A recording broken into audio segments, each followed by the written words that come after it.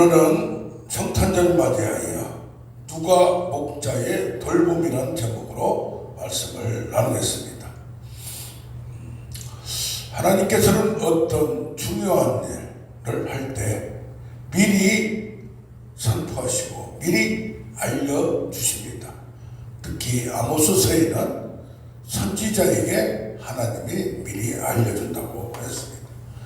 그런데 예수 그리스도가 오실 때는 어떻게 하셨는가? 전 세계 이스라엘 밖에서 일반 계시로 하늘을 보고 징조를 보고 뭔가 특별한 왕이 유대 땅에서 나타나구나 해서 동방 박사가 이렇게 멀리 오랜 기간 동안 그 징조를 보고 이스라엘 땅에 왔습니다. 그런가 하면 이스라엘 안에 있는 사람들, 유대인들에게는 누구에게 나타나셨는가, 알려주셨는가? 바로 목자들입니다. 목자들에게 하나님이 큰 기쁨의 좋은 소식, 복음을 전해준 겁니다. 그런데 오늘 누가 목자의 돌봄이다 라는 제목을 제가 내세운 것은 예언서와 역사서와 시가서가 다 하나님에 대해서 어떤 면을 보여줍니다. 그러니까 하면 신약에서는 복음서와 서신서, 그래서 복음서는 예수 그리스도의 행적을 자세히 나타내고 있습니다. 이 네 복음서 중에서도 각자의 특색이 있습니다. 그런데 오늘 누가복음 전체를 보면서 누가가 목자를 내세워서 뭘 얘기하는가? 특별히 누가복음에는 이 마태복음하고 좀 달라요. 팔복을 얘기하는데도 마태복음 심령이 가난한 자는 그랬는데 여기 누가복음에는 뭐가 나옵니까? 지극히 지금 줄이고 있는 자 복을 받아 배부를 것이요 지금 배부른 자가 또 줄이리라. 화를 받으면 줄이게 되고 복을 받으면 경제적으로 현실적으로 어려운 자들이 하나님의 은혜로 축복으로 부하게 된다는 얘기입니다. 그래서 지금 그러면 이 목자들도 여러 목자들이 있는데 어떤 목자에게 나왔는가? 여기 보면 그 지역이 어딥니까? 베들레헴에. 그 앞에를 1절부터 7절까지 보면 이 예수 그리스도의 육체적인 어머니, 아버지는 이 베들레헴에 살고 있지는 않아요. 근데 성경에서는 베들레헴에서 탄생한다고 되어 있어요. 그러니까 그 예수 그리스도가 고향이 어디냐? 나사렛이다. 그래, 거기서 무슨 선한 게 나오겠느냐? 아예 무시를 해버린 겁니다. 그러나 하나님의 오묘한 섭리가 있습니다. 나사렛에서 살지만 여기 보니까 가이사 아구스도 황제 때에 명령을 내렸어요. 전 백성이 다 호족하라. 자기 고향으로 가서 호족하라. 그래서 그 나사렛에서 베들레헴까지 지금 배부른 몸을 이끌고 와서 버스에서 아기를 출산한 경우도 있고 비행기에서 출산한 경우도 있고 그러면 평생 비행기가 공짜로 타기도 합니다. 자, 그 지역이 어디에? 베들레헴에. 또 어떤 때? 이때에 그 장소에 현재 지금 지키고 있는 목자들에게 그것도 언제? 낮이 아니고 밤에 또 밖에서 자기 양떼를 지키더니 그러니까 어떤 사람들에게 나타났습니까? 당시 양떼를 지키는 목동들, 목양은 혐오직업이에요. 극한직업이에요. 다른 사람들 다 자고 있지만 그 양떼를 먹이기 위하여 밤에 이것을 끌고 다닙니다. 밤에 야간 작업을 하는 겁니다. 이런 자기 일, 자기 책임을 누굴 위하여? 양을 위하여 지키는 목자들이 얼마나 허드렛 일, 지금 힘든 일이 아닌 아주 힘든 일, 별 무시당하는 일, 혐오직업 이런 걸 하면서 자기는 양을 자기 생명같이 지키는 책임과 사명감을 가지고 일하고 있을 때에 천사가 나타나서 이 좋은 소식을 다른 사람이 아니고 유명한 사람이 아니고 그 자리를 성실하게 지키는 자에게 충성을 다하고 책임을 다하고 모든 것을 자기 일을 하고 있는 이들에게 다윗 동네에 베들레헴에 오늘 나타나고, 그러면서 말하니까 천사가 말하기를 하늘에는 영광이요 땅에는 평화로다라고 말씀을 했어요. 하나님의 영광이, 하나님이 기다리고 전 인류에게 전 역사의 창조 일을 한 번의 사건, 성육신의 사건, 말씀이 육신이 되어 하나님이 육신이 되어 인간을 오는 그 소식을 목자에게 알려준 겁니다. 그러면서 말합니다. 목자가 그러면 이 얘기를 듣고, 여기 보시오, 주의 영광이 쫙 비치게 사자들이 곁에 섰는데 주의 영광이 하늘로부터 그 목자들 스포트라이트로 쫙 비치니까 두루 비침에 크게 무서워하는지라. 그러니까 시내산에서 하나님이 강림하듯이 이 목자들 지금 영적인 지금 현장에서 변화산에서 예수님이 변하시고 모세와 엘리야가 나타났듯이 하늘로부터 주의 빛이, 하나님의 빛이 이들에게 비춤해 무서워하는지라. 그러면서 뭐라고 하니까 무서워하지 말라. 하나님의 영적 체험이 있으면서 영적 현상이 나타나면서 하나님 말씀이 선포됩니다. 온 목세에게, 모든 백성에게, 이스라엘 땅만이 아니라 인류 역사에 미칠 큰 기쁨의 좋은 소식, 큰 기쁨의 좋은 소식, 복음을 전한다는 얘기입니다. 그 내용이 뭡니까? 오늘, 내일이 아니고 오늘 저녁에 다윗의 동네에, 어디에? 베들레헴에 누구를 위하여? 너희를 위하여, 인간을 위하여 구주 구원자가 나셨으니 그리스도 주시니라. 그래서 그러면 뭘 해야 되느냐? 이 목자들은 증인되었기 때문에 너희가 가서 강보에 쌓여 고유에 뉘인 아기를 보내. 이것이 표적이니라. 특별한 사건이에요. 모세가 같이 떨긴 한 건데 불이 붙었는데 타지 않는 신기한 사건. 하나님의 말씀이, 계시가 예언이 선포될 때 특별한 사건이, 특별한 은혜와 말씀과 능력이 지금 임하는 겁니다. 그게 뭐냐? 이 강보에 쌓인 악인을 보는 거예요. 악인을 우리는 무시할 수 있어요. 나도 저렇게 태어났는데, 별 볼 일 없는데. 그러나 천군과 천사들이 찬송하여 지극히 높은 것은 하나님께 영광이, 땅에서는 하나님이 기뻐하시는 사람들 중에 평화를 선포하고 하나님과 화평을 이루며 사람과 사람 간의 화평을. 그래서 뭐랍니까? 천사들이 하늘로 올라가니 서로 말하되 베들레헴으로 가서 지금 우리에게 알려진 것을 보자. 이를 보자. 빨리 가서 아기를 찾아서 보고, 그 우리가 어떻게 해야 돼요? 어떤 천상이 나타나고 하나님의 은혜를, 하나님의 말씀을, 이런 표적을 내가 확인을 해야 돼요.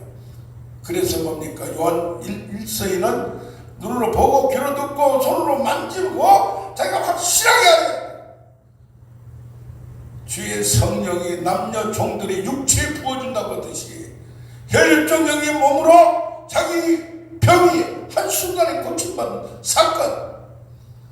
술 중독에서 간질병에서 자폐증에서 한순간에 낳는 특별한 큰 기쁨의 표적이 우리에게도 나타날 줄로 믿습니다.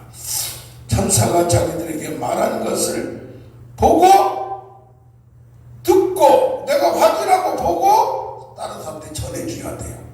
자기만 다 알고 가만히 있는 게 아니라 이걸 들었으면 내가 받은, 내가 경험한, 체험한 복음을, 말씀을, 표적을, 치유를, 능력을, 축복을 전달해야 된다는 거예요. 그러니까 듣는 자가 목자들이 말하는 걸 듣고 놀랍게 해요. 신기하게 해요. 그래서 거기만 끝나면 안 돼요. 뭘 해야 돼요? 생각을 해야 돼요. 니고데모와 같이 예수님께서 표적을 나타낸 거 가만히 보니까 유대교에서는 뭐 저건 이단이다, 어떻게 자기가 하나님과 함께 있다 그러고 하나님 보냈다 보니까, 그런데 뭡니까? 지금 바로 우리에게 재림주라고 한 것들 보면 다 문제잖아요. 그런데 생각을 하는 거예요. 하나님이 함께 하지 않으면 저런 표적이 나타날 수 없다. 여기 마리아는 이 모든 마음을, 목자들이라는 말을 마음에 새기고 뭐하니라? 생각하니라. 그 뜻을 알게 되느니라. 할렐루야. 그래서 어떻게 됩니까? 하나님의 표적과 말씀과 계시와 예언과 치유와 능력이 어떤 사람에는 인정되고 믿어지는가 하면, 목자들도 이런 사건이 처음이에요. 근데 믿어지는 거예요. 하늘의 영광이, 여호와의 영광이, 여호와가 임재하고 성령이 임하시고 하늘로부터 하나님이 강림하신 것이 믿어지고 이것을 전달하는 거예요. 할렐루야. 그래서 찬미하며 돌아가니라. 할렐루야. 그래서 뭡니까? 목자가 뭐요? 돌보는 거예요. 그 양떼들이 따라와요. 목양을 하더라도 따르지 않는 목자들이 있어요. 그렇듯이 이 목자들은 하늘의 목자 하나님께서 그들에게 알려준 것을 딱 보고 따라온 역사가 있었음을 봅니다. 이게 바로 누구예요? 지금 구주의 탄생을 목격한 목자. 이야기 온 많은 목자가 있는데 우리가 그런 목자 되기를 원합니다. 아멘 아멘. 두 번째, 지금 오늘 누가복음에 나온 목자를 보면은 누가복음 15장 3절에서 7절까지 나옵니다. 어떤 목자가 100마리의 뭐가 있어요? 양이 있는데 한 마리를 잊어버렸어요. 이게 100마리나 되다 보니까 평소에는 몰라요. 이제 아침에 한번 세고 점심때 세고 저녁에 우리에 들어갈 때 또 쉬고 있을 때 또 목정에서 푸른 추당에서 먹고 있을 때 산을 건넜을 때 점검을 하잖아요. 우리도 저기 외국에 나가면 뭐예요? 특히 나이 드신 분들은 수시로 점검을 해야 돼요. 잠깐 오면 없어요. 또 여자분들 점검을 해야 돼요. 뭐는 종고 있다고 그냥 가서 그냥 혼자 가서 그냥 한쪽으로 빠져버리든지 애들이 어른들이. 그래서 숫자를 장기적으로 수시로 점검해야 되는데 한 마리가 없어진 거예요. 한 마리를 잃어버렸어요.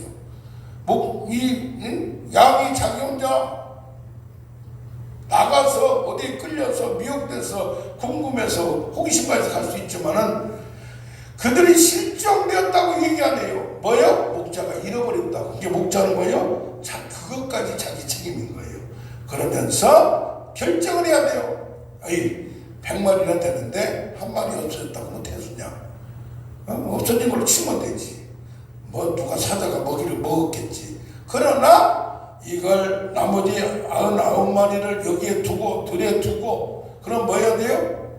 누구한테 맡겨주든지, 목동이 몇 명 있어 맡겨주든지, 혼자 하면 뭐요? 다른 목동에게 맡겨주든지, 뭔가 여기도 안전하게 처리하고 가야 되는. 그런데 맡기기가 조금 위험성이 있어요.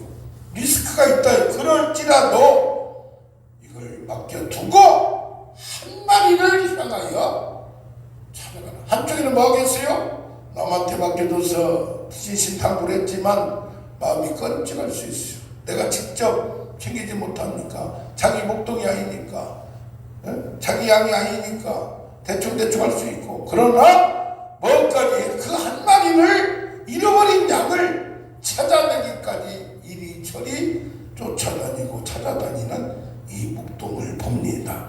자, 하나 아무것도 아니야. 그러나 버리지 않는 거예요. 잃어버리지 않는 거예요.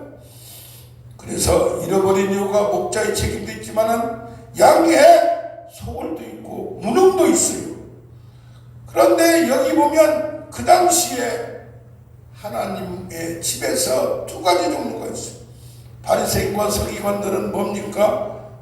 하베림이라고 해서 종교 조직에서 특수 집단이에요. 말도 잘 들어 11조도 하고 금식도 하고 말씀을 어릴 때부터 달달달고 아주 그냥 교육을 철저히 어릴 때부터 배워서 특수부대예요. 정예부대예요. 사명자들이에요.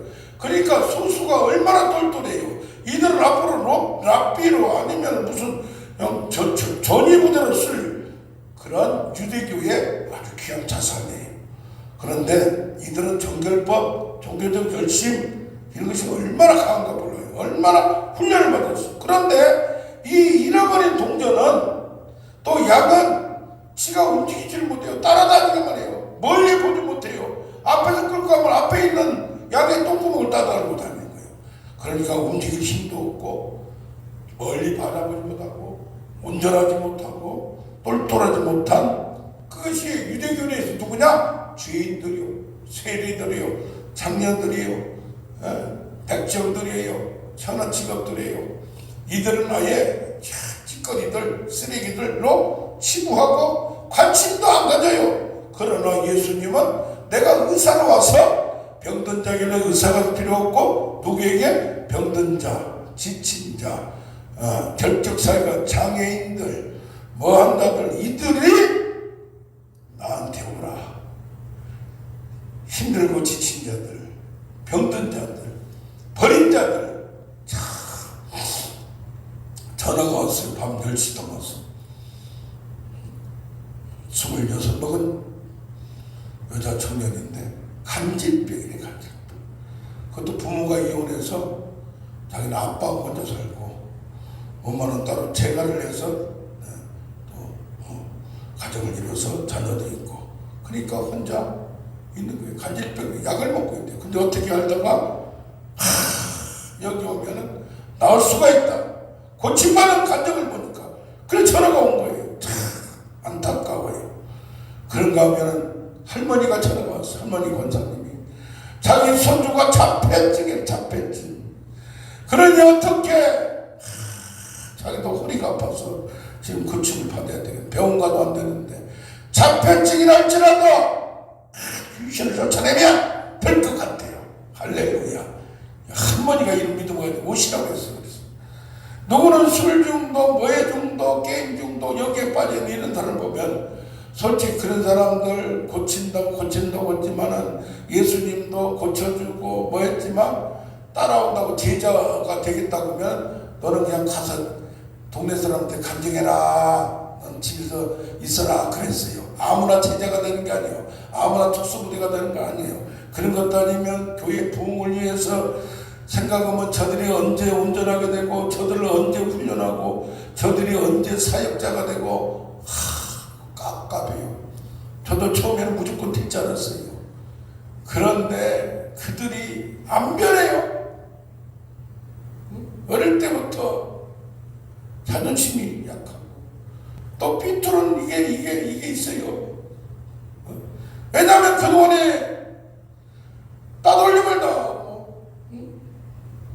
이지매를 당하고 그렇기 때문에 그 마음이 그러다 보니까 어떤 경우에는 교회에서 잘나고 좀 똑똑하고 부자고 한 사람들을 막 이렇게 한쪽에 편든다고 한 사람들이 있어요.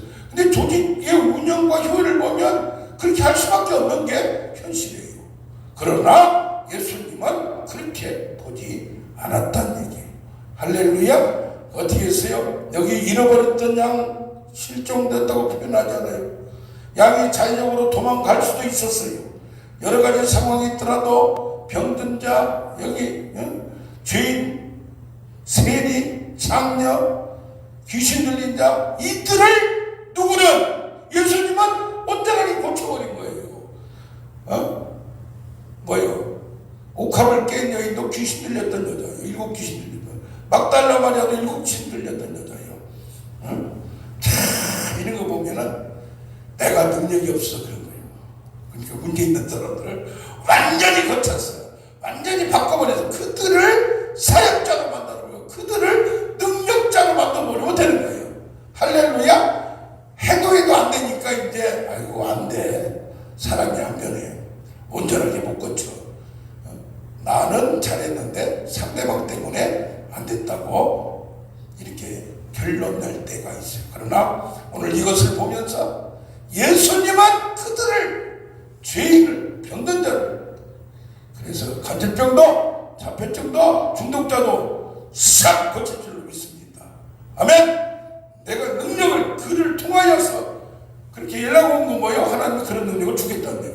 할렐루야. 쫓아날 때까지, 찾아내기까지 끝까지 싸우면 능력을 내가 받는 거예요. 할렐루야. 삭개오가 세리자요, 지도자요, 성공자이나 영적으로 미하였고 죄인이었고 고독한 자였고 버린 자였어요. 그러나 하나님은 그를 살려내신 거예요. 아멘. 예수님은 선한 목자는 뭡니까? 이런 낙을 발견하면 그걸 끝까지 찾아내서 엄청난 기쁨, 광기를 갖는 거예요. 요새 그냥 나라나 개인이나 다 미쳤어. 돌아버렸어. 그런데 뭘 찾아서, 잃어버렸던 약을 찾아서 그를 데리고 와서 얻어 터지고 못 먹었고, 그러니까 뭡니까? 등에 치고, 등에 치고. 할렐루야. 혼자 못 걸어요. 그러니까 등에 치고 와서 그들을 치유하며, 그 비용을 온전하게 되기까지 손수 신경을 써야 되고 직접 같이 써야 되고 비용 지불 대가 지불을 하는 거예요. 그래서 그 다음에 나온 게 뭡니까? 회개할 필요가 없는 의인 99명보다 회개하는 한 사람이 더 중요하다 이 말이에요. 여기를 어떻게 보면 인간은 죄인을 찾아 나서는 하나님의 사랑, 예수님의 사랑, 신적인 사랑이 있지만 회개라는 게 뭐예요? 구원 초대에 반응하는 거예요. 전도서 7장 20절에 선을 행하고 전혀 죄를 범치 않는 의인은 없다고. 의인은 없나니, 그래서 의인 99명도 완전히 온전한 게 아니에요. 뭐 해야 돼요? 내가 죄인이고 부족함을 자각해야 조건 없는 은혜 구원을 받고 깨달아요. 하나님의 싸움. 할렐루야. 그래서 뭐 해야 돼요? 이 의인이라고 자처하는 이들도 온전한 의인이 아니에요. 이 뭡니까? 큰아들 같이 자기는 의인이고 자기는 테두리를 벗어나지 않았고 죄를 크게 범하지 않으니까 회개할 필요가 없다고 생각하는 거예요. 잔치 참여도 거부해요. 거기에다 공개적으로 아버지를 모욕해요. 그게 바로 회개에 빠져야 되는데 자기 의에 빠져있다 이 말이에요. 의인을 자처하다 보면 회개가 안 돼요.